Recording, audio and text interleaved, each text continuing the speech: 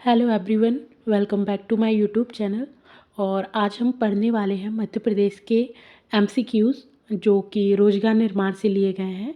तो देखते हैं पहला एमसीक्यू है, नासिक गुहालेख से मध्य प्रदेश के किन क्षेत्रों का उल्लेख देखने को मिलता है। हमारे ऑप्शन है अनूप, आकर, अवंती और उपरोक्त सभी। तो इसका जो आंसर है वह होगा उपरोक्त सभी। अब आइए जानते हैं कि क्वेश्चन का आखिर पूछा क्या गया था। तो उन्होंने पूछा था नासिक गुहालेख। तो सबसे पहले तो क्वेश्चन बनेगा नासिक गुहालेख किसके द्वारा बनवाया गया। तो वह बनवाया गया है गौतमीपुत्र सतकर्णी। गौतमीपुत्र सतकर्णी का पुत्र जिसका नाम था वशिष्ठी पुलवामी। क्या नाम था? वशिष्ठी पुलवामी। तो जो अगर देखो पूछा जाता है क्वेश्चन किस टाइप से बनेगा, गौतमीपुत्र सतकर्णी कौन है ये? तो एक राजवंश हुआ। हम क्या करते हैं, मौर्य वंश पढ़ते हैं। मौर्य के बाद आता है हमारा मौर्य उत्तर काल। मौर्य उत्तर काल में आपके शक, कुषाण, सातवाहन, ये सारे वंश आ जाते हैं। तो सातवाहन वंश हुआ। सातवाहन वंश में एक बहुत ही प्रतापी राजा हुए जिनका नाम क्या था? गौतमीपुत्र सतकर्णी। तो सतकर्णी ने बेसिकली क्या किया कि मध्य प्रदेश के मोस्टली भागों को अपने अधीन कर लिया था, ठीक है। लेकिन इनके जो पुत्र हुए, गौतमीपुत्र सतकर्णी के पुत्र का नाम क्या था? वशिष्ठ पुलवामी। इन्होंने भी मध्य प्रदेश के काफ़ी भाग, जैसे कि कौन कौन से, अनूप जो कि हमारा अभी वर्तमान में क्या है, अनूपपुर है, या फिर जो नर्मदा सोन घाटी वाला क्षेत्र उसको प्राचीन नाम अनूप था। आकर मतलब जो हमारा अभी पूर्वी मालवा है उसको बोला जाता था आकर। और अवंती जो कि हमारा वर्तमान उज्जैन है। इन सब में क्या किया, यहाँ पर युद्ध लड़ा और यहाँ पर जीते। लेकिन जो उज्जैन है, उज्जैन में उस टाइम पर एक शासक हुआ करते थे, उनका नाम हुआ करता था, उन शासक ने उनको क्या किया था, शक। वह शासक कौन थे? शक से पुलवामी क्या हो गए थे? हार गए थे। शकों से पुलवामी, क्षत्रप जो थे उनसे पुलवामी हार गए और एक वैवाहिक संधि, जो वैवाहिक संधि होती थी उसको क्या कर लिया था? बना लिया था, ठीक है। अब अगला क्वेश्चन जो हमारा है वह है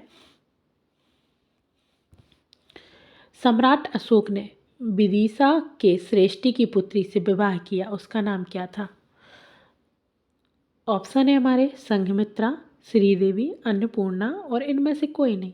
तो इसका जो सही आंसर है वह है श्रीदेवी। किससे? श्रीदेवी। अब ये संघमित्रा कौन है? तो संघमित्रा सम्राट अशोक की पुत्री का नाम था, जो कि किससे जन्मी थी? श्रीदेवी से। जब क्या हुआ कि सम्राट अशोक के लिए, हाँ, सम्राट अशोक मेनली किस राजवंश के थे? तो सम्राट अशोक थे मौर्य वंश के। इनके पिता का नाम क्या था? बिंबिसार था।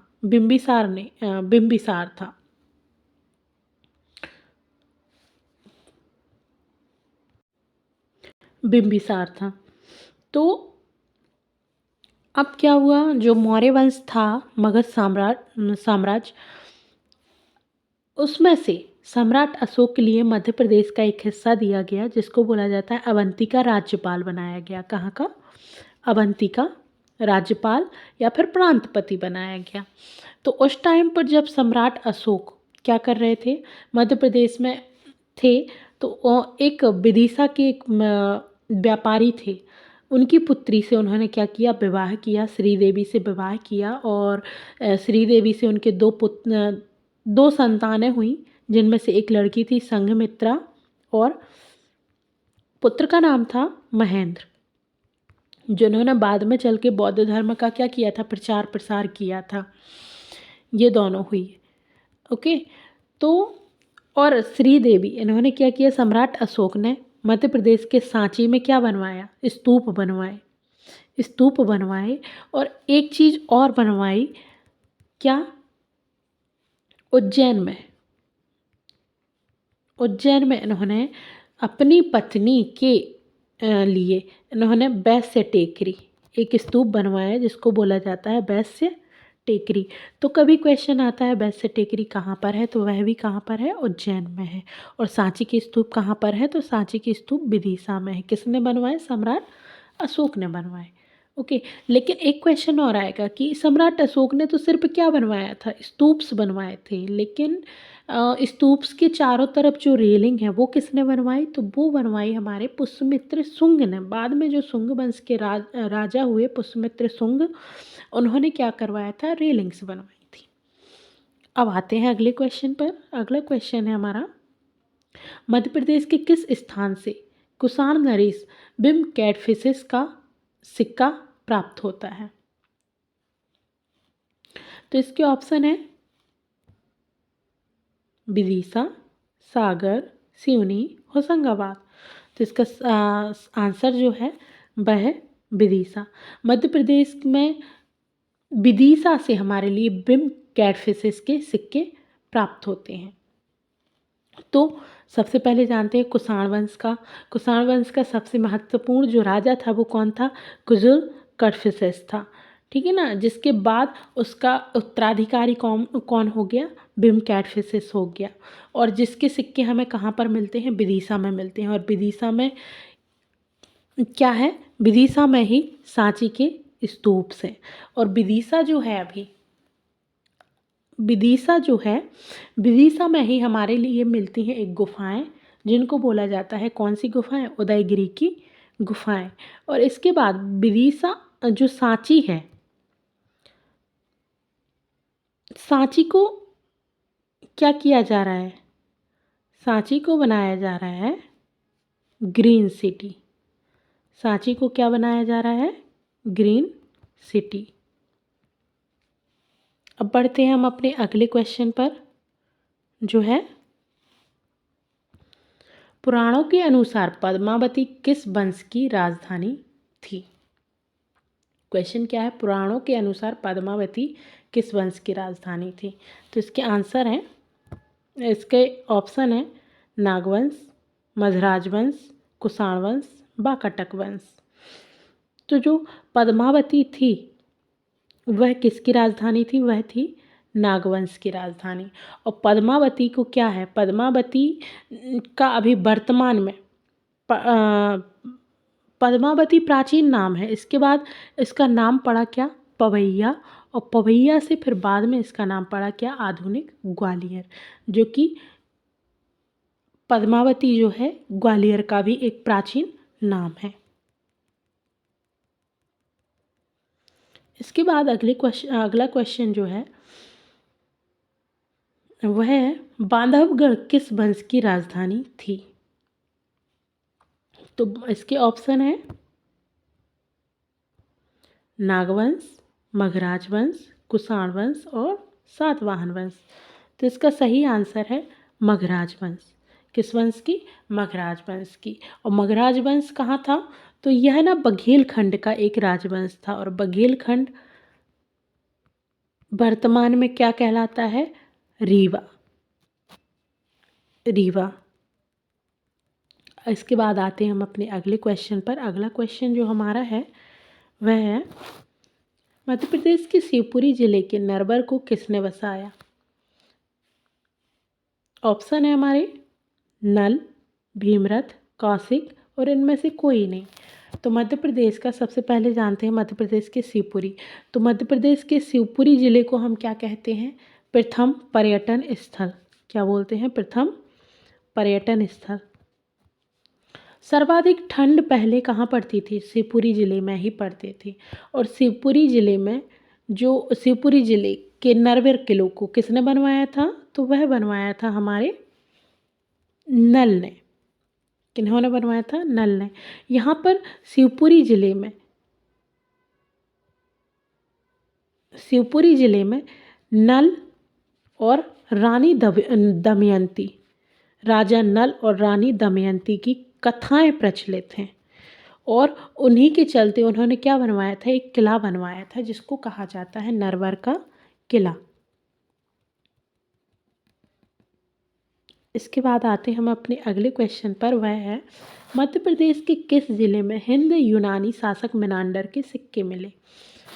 ऑप्शन है हमारे जबलपुर, बालाघाट, मंडला, सीधी। तो इसका राइट आंसर है बालाघाट। मध्य प्रदेश के किस जिले में हिंद यूनानी शासक मेनांडर के सिक्के मिले, तो बालाघाट में मिले। अब ये मेनांडर कौन था, तो सातवाहन वंश के बाद एक और वंश आया जिसको बोला जाता है इंडो यूनानी वंश या फिर इंडो यूनानी काल।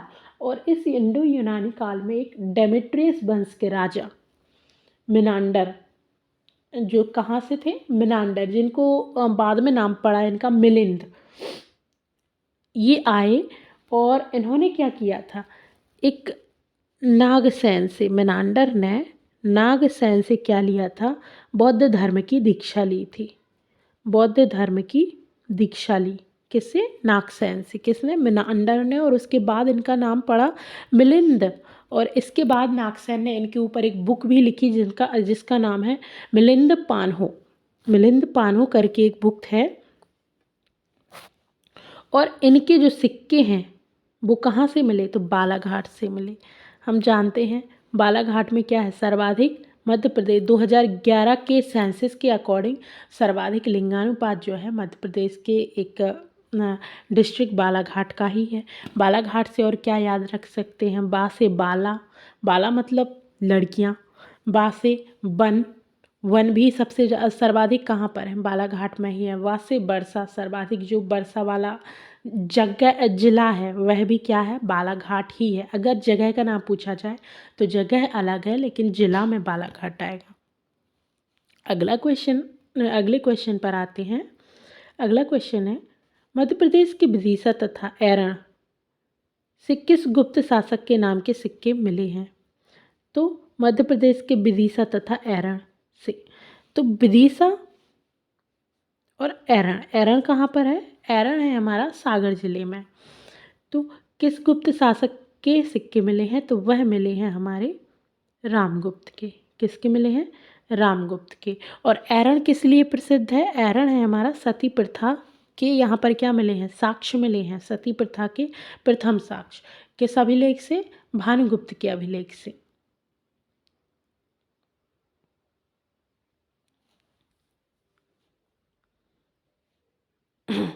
इसके बाद अगला क्वेश्चन है हमारा, गरुड़ किस वंश का राजकीय चिन्ह है। तो गरुड़ जो है किस वंश का राजकीय चिन्ह है, वह है, इसका आंसर है मौर्य वंश। मौर्य वंश का राजकीय चिन्ह क्या है, गुप्त वंश। गुप्त वंश का राजकीय चिन्ह क्या था, गरुड़। अगला क्वेश्चन है, अगला क्वेश्चन देखते हैं।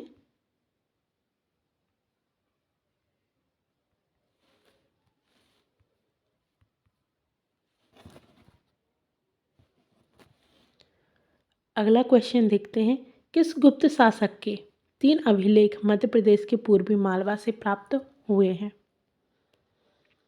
किस गुप्त शासक के 3 अभिलेख मध्य प्रदेश के पूर्वी मालवा से प्राप्त हुए हैं। ऑप्शन है समुद्रगुप्त, चंद्रगुप्त द्वितीय, रामगुप्त और कुमारगुप्त। तो इसका सही आंसर है चंद्रगुप्त द्वितीय। चंद्रगुप्त द्वितीय के जो अभिलेख हैं वह कहाँ से, पूर्वी मालवा से प्राप्त हुए हैं। अगला क्वेश्चन देखते हैं, मध्य प्रदेश के किस स्थान को मगध की दूसरी राजधानी बनाया गया था।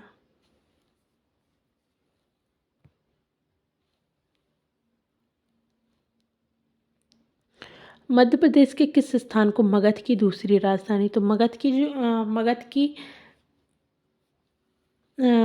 जो राजधानी थी उसको मध्य प्रदेश की जो उज्जैनी है, जिसको हम जानते हैं किसके नाम से, उज्जैन के नाम से जानते हैं, उसको क्या किया गया था, दूसरी राजधानी बनाया गया था। अब आते हैं हम अपने अगले क्वेश्चन पर। अगला क्वेश्चन है, कुमारगुप्त के शासनकाल के मध्य प्रदेश से में प्राप्त अभिलेखों में से किसमें सूर्य मंदिर के निर्माण का जिक्र किया गया है। तो कुमारगुप्त के द्वारा एक अभिलेख कुमारगुप्त के द्वारा जो अभिलेख बनवाए गए, उन अभिलेखों में मंदसौर के सूर्य मंदिर का क्या किया गया है, उल्लेख किया गया है। और मंदसौर किस नदी के किनारे बसा है, तो मंदसौर बसा है सिवना नदी के किनारे। किसके? सिवना नदी के किनारे। और मंदसौर में बेसिकली किस चीज़ की खेती होती है, तो अफ़ीम। अफ़ीम जो होता है वह सिर्फ एक मध्य प्रदेश के 2 ही ज़िले हैं, एक नीमच एंड मंदसौर, जहाँ पर अफ़ीम की खेती होती है। और यहाँ पर भगवान पशुपतिनाथ की एक बहुत ऊंची बहुत बड़ा मंदिर है, और भगवान पशुपतिनाथ का मंदिर है वो, जो कि सिवना नदी के किनारे है। अब आते हैं अगले क्वेश्चन पर। अगला क्वेश्चन है, मध्य प्रदेश से प्राप्त अभिलेख में किस अभिलेख में कुमारगुप्त को शरतकालीन सूर्य की भांति बताया गया है? तो पहला ऑप्शन है सांची, दूसरा मंदसौर, तीसरा तूमैन और चौथा है सूपिया। तो तूमैन जो स्तूप है उसमें, तूमैन स्तूप में कुमारगुप्त के लिए कैसा बताया गया है? तूमैन स्तूप में शरतकालीन सूर्य की भांति बताया गया है। और तूमैन स्तूप है कहाँ पर? तो गुना जिले में स्थित है। कहाँ पर स्थित है? गुना जिले में। चलिए बढ़ते हैं अगले क्वेश्चन पर। अगला क्वेश्चन है हमारा, मध्य प्रदेश से प्राप्त किस अभिलेख में गुप्त वंश को घटोत्कच वंश कहा गया है? तो घटोत्कच वंश किस अभिलेख में कहा गया है? उदयगिरी, सूपिया, तूमैन और इनमें से कोई नहीं। तो इसका आंसर है सूपिया अभिलेख में। किस में कहा गया है? सूपिया अभिलेख में। अगला क्वेश्चन है हमारा, मध्य प्रदेश से प्राप्त ऐरण अभिलेख किस गुप्त शासक का है? तो इसके ऑप्शन है स्कंदगुप्त, पुरुगुप्त, भानुगुप्त और बुद्धगुप्त। तो आंसर है इसका जो ऐरण अभिलेख है मध्य प्रदेश में, कहाँ पर है? सागर जिले में स्थित है। वह है भानुगुप्त से। और भानुगुप्त यह अभिलेख एक्चुअली समुद्रगुप्त के टाइम पर इस भानुगुप्त अभिलेख का पता चलता है। और इसमें सती प्रथा के बारे में भी क्या है? उल्लेख मिलता है। परमार वंश की स्थापना किस शासक ने की? उपेंद्र, हर्ष, भोज, मुंज। तो परमार वंश की जो स्थापना है वह किसने की थी? राजा उपेंद्र ने की थी। किसने की थी? राजा उपेंद्र ने की थी। आइए चलते हैं अगले क्वेश्चन पर। अगला क्वेश्चन है, चंदेल शासक के समय मध्य प्रदेश के किस क्षेत्र को जेजाक भुक्ति कहा गया? तो सबसे पहले ऑप्शन है बघेलखंड, बुंदेलखंड, मालवा, विंध्य प्रदेश। इसका आंसर है बुंदेलखंड। बुंदेलखंड को जेजाक भुक्ति के नाम से जाना जाता था। और चंदेल वंशों का शासन कहाँ पर था? तो यह था खजुराहो। खजुराहो, जहाँ पर क्या है? खजुराहो के जो टेम्पल्स हैं वह काफ़ी फेमस हैं। किसने बनवाए थे? चंदेल वंश ने बनवाए थे। इससे अभी एक क्वेश्चन भी आया था पीएससी में कि सबसे पुराना मंदिर कहाँ पर स्थित है? मतंगेश्वर मंदिर। तो मतंगेश्वर मंदिर जो कि एकमात्र खजुराहो का जो मंदिर है जहाँ पर भगवान की पूजा होती है, बाकी और मंदिर में नहीं होती है वहाँ के जो मंदिर हैं, लेकिन सिर्फ मतंगेश्वर मंदिर काफ़ी प्राचीन है जहाँ पर भगवान शिव की क्या होती है? पूजा होती है। और काफ़ी ऊंची यहाँ का जो शिवलिंग है काफ़ी ऊंचा है वो। इसके बाद आते हैं हम अपने अगले क्वेश्चन पर। अगला क्वेश्चन है,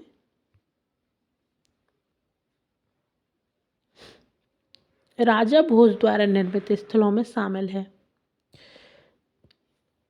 option A Saraswati Mandir, option B Bhojsar, option C Sanskrit Vidyalaya, option D उपरोक्त सभी। तो इसका आंसर है ऑप्शन डी उपरोक्त सभी। तो ये कहाँ पर है? ऑप्शन ए सरस्वती मंदिर। तो यह धार जिले में है, जो कि जिसको क्या बोला जाता है? बागेश्वरी देवी बागेश्वरी का मंदिर बोला जाता है। कहाँ पर है? धार जिले में है। भोजसर है। भोज जो तालाब है वह भी राजा भोज द्वारा बनवाया गया। उनके द्वारा ही एक संस्कृत विद्यालय भी क्या करवाया गया था? खुलवाया गया था। तो इसका आंसर हो जाएगा उपरोक्त सभी। इसके बाद बढ़ते हैं अगले क्वेश्चन पर। अगला क्वेश्चन है, किसके बारे में यह कहा जाता है कि उसकी मृत्यु से विद्या और विद्वान दोनों निराशित हो गए? तो इसका जो ऑप्शन है वह है भोज, सिंधुराज, मुंज, इनमें से कोई नहीं। तो इसका सही आंसर है भोज। बोला जाता है कि इसकी मृत्यु से विद्या और विद्वान दोनों ही क्या हो गए थे? निराश्रित हो गए थे। कि जो राजा भोज थे वह महान संगीतज्ञ, महान विद्वान, लेखक, इनमें सभी प्रकार के गुण थे।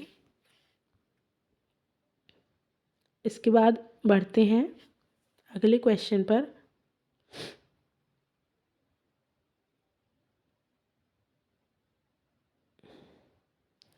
जो कि क्या है? त्रिपुरी किस वंश की राजधानी थी? इसके ऑप्शन है परमार, चंदेल, कलचुरी एंड इनमें से कोई नहीं। तो इसका आंसर है जो त्रिपुरी थी, त्रिपुरी किस वंश की राजधानी थी? वह कलचुरी वंश की। अब वर्तमान में त्रिपुरी कहाँ पर है? तो वर्तमान में जो त्रिपुरी है वह है जबलपुर में। यहाँ पर त्रिपुरी में एक कांग्रेस की क्या हुई थी?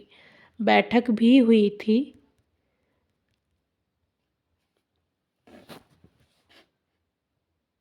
इसके बाद देखते हैं हम अपना अगला क्वेश्चन। अगला क्वेश्चन, मध्य प्रदेश के राजा व उनके वंश से संबंधित कौन सा जोड़ा गलत है? तो राजा मानसिंह क्या है? राजा मानसिंह तोमर वंश, यह सही है। कोक्कल कलचुरी वंश, यह भी सही है। यशोवर्मन चंदेल वंश, यह भी सही है। यशोवर्मन ने ही क्या करवाया था? खजुराहो में लक्ष्मण मंदिर है, लक्ष्मण मंदिर है, उसका निर्माण करवाया था। और इसके बाद ऑप्शन डी क्या है? धंग परमार वंश। तो धंग भी क्या थे? धंग भी चंदेल वंश के ही राजा हुआ करते थे। ऑप्शन डी क्या है हमारा? गलत है। तो सही आंसर क्या हो जाएगा? Option D. बढ़ते हैं अगले क्वेश्चन की तरफ। अगला क्वेश्चन है, किस वंश के शासकों ने खजुराहो को अपनी राजधानी बनाया? तो खजुराहो, मेनली जो खजुराहो है अभी वर्तमान में किस ज़िले में पड़ता है? तो खजुराहो पड़ता है हमारा छतरपुर ज़िले में। और खजुराहो में ही क्या लग रहा है अभी? पनीर बनाने का संयंत्र। सबसे बड़ा, एशिया का सबसे बड़ा पनीर बनाने का जो संयंत्र है वो कहाँ लग रहा है? खजुराहो में ही लग रहा है। और खजुराहो में ही बन रही है हमारा डायमंड म्यूज़ियम। याद रखिएगा कि खजुराहो में ही बन रहा है डायमंड म्यूज़ियम। और खजुराहो के जो प्रसिद्ध मंदिर हैं, जो कि कितने हैं? पहले थे 84, 84 मंदिर थे जिनको औरंगजेब ने तोड़वा दिया। और अब टोटली कितने बचे हैं? टोटल हैं 22। तो इन मंदिर का निर्माण किसने करवाया? तो इन मंदिर का निर्माण करवाया था धंगदेव ने, राजा धंगदेव के समय हुआ।